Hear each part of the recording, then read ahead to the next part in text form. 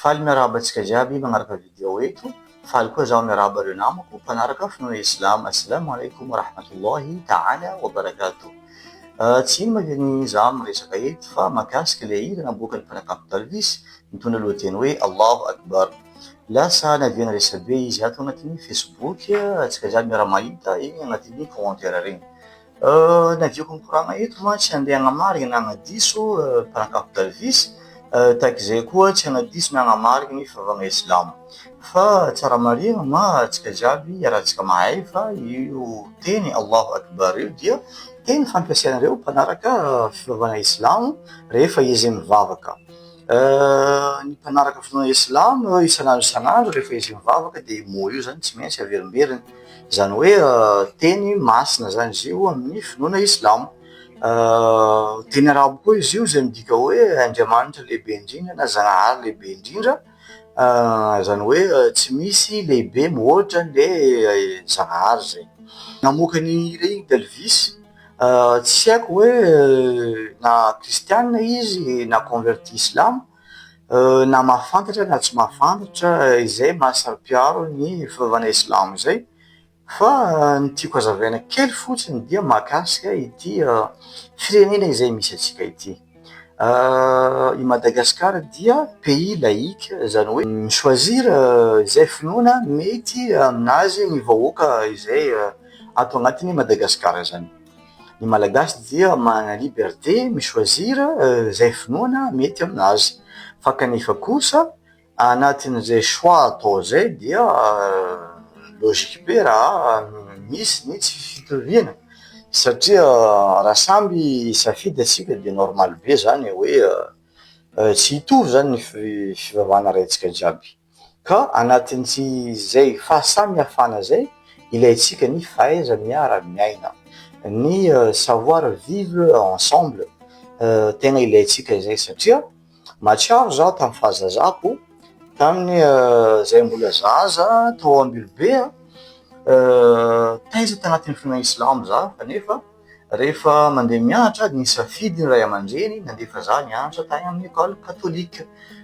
Noho ny hoe taiza agnatin'ny fivavahana zay dia hitan'ireo ray aman-dreny fa tokony amin'ny école izay mbola ahitana taiza fivavahana zay mandefasana ny zanany. Sisy olana tamin'ireo ray aman-dreny na tamin'ny mon père sy ma sœur izay nitezanay tamin'ny tany à l'école koa zegny ny mandray ny mpianatra Islamo, satria nisy ny fahaiza miara-miaina, nisy ny fifanajana am'izay fahasamihafana zay.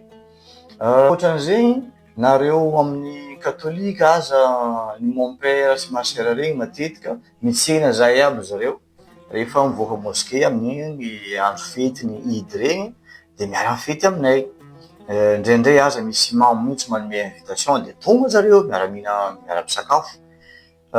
Misy fotoana aza mandeha miresaka fotsiny, tonga avy any mon père devant ny mosquée miresaka amin'ireo imamo, fondy, reny ostazy reny. Zay ny zavatra hitako tamin'ny fahazazako, satria mbola nisy ny fifanajana, ny fahaiza miaina, mbola nisy koa ny fiaraha-mitaiza ny tanora, satria matoa misy samihafa ny fivavahana, samihafa koa zany ny fivavahana izay arahin'ny tanora ao anatin'ny tanàna raiky.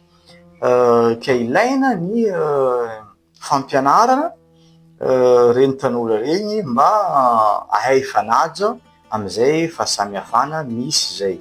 Ka eto za te hitodika kely am'ireo namako Islamo regny. Resaka hira izy ty ny lamozika aloha efa anatin'ny sokajiny ireo zavatra haramo ao anatin'ny Islamo, dia ny teny mahasaro-piaro antsika eto koa zany ny teny hoe Allahu Akbar dia na amin'ny samy Islam, tsy hoe Talvis nampiasa iny mo iny de lasa fady, fa na amin'ny samy Islam zegny reny mo reny karazana teny ampiasaintsika amin'ny fivavahana regny matetika efa anatin'ny fampianarana ny tsy ampiasana azy efa tany amin'ny plasy toerana amin'ny fotoana tsy tokony ampiasana izy, satria ny finoana Islamo dia saro-piaro amin'ny anarany Allah, dia saro-piaro ihany koa am'regny teny zay ampiasainy rehefa izy mivavaka ireny. Teny arabo izy io raha teny arabo tsotra anao manao dialogue afaka miteny arabo tahaka ny olo rehetra zay mahay miteny arabo, zay teny ampiasainao any raha tsy manompo olona.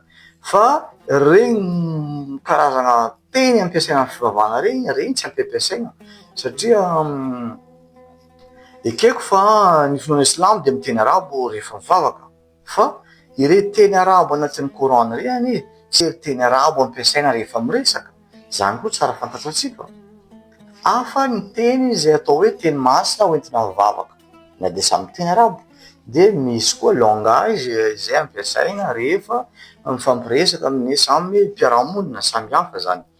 De zay le mahasaro-piaro, de ampodiko ndraiky le resaka tsy haiko na hoe mahafantatra idealistes na tsy mahafantatra am'izay fahasamihafany toe-javatra zay.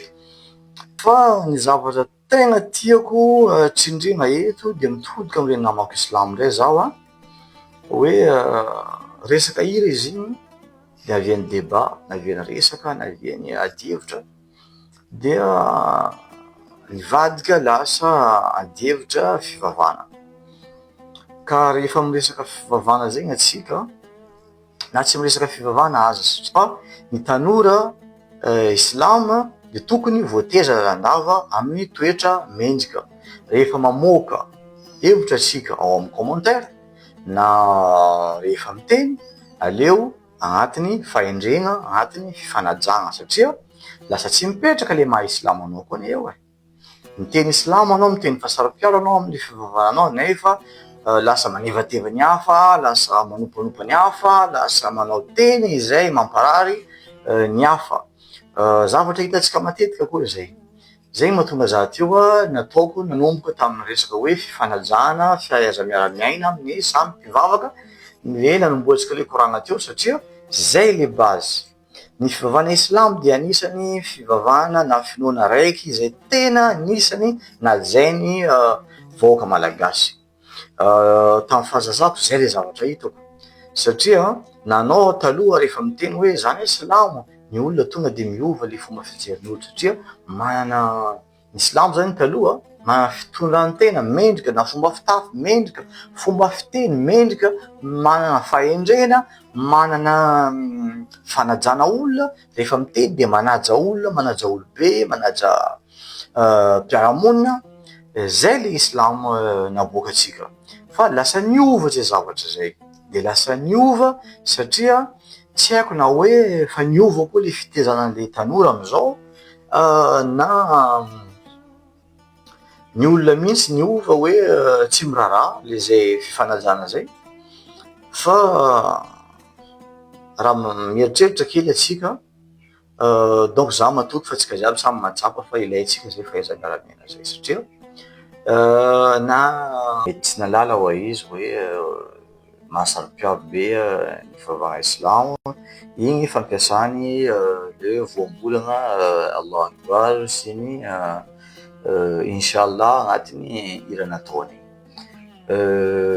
Satria artiste izy mety juste nieritreritra hoe manana zay atao hoe liberté artistique na liberté d'expression izy. Ka ny afatra kely tiako apetraka alohan'ny amaranako ty video ty dia mba tia hanehitra ny sain'ny namako hoe mpanaraka zao ato anatin'ny Facebook ato zao mba tokony afantatra ny limite na ny fetra ny zavatra zay azontsika voaka, azontsika tenenina rehefa tsika mamoaka hevitra indrindra mahakasika ny fivavahana islamo, indrindrandrindra ho an'ireny olona zay milaza fa teny saro-piaro amin'ny mahakasika islamo reny, tokony ho saro-piaro tahak'izay ihany koa amin'ny fitondran-tena ny tsika islamo amin'ny fomba fitaizana ireo tanora islamo.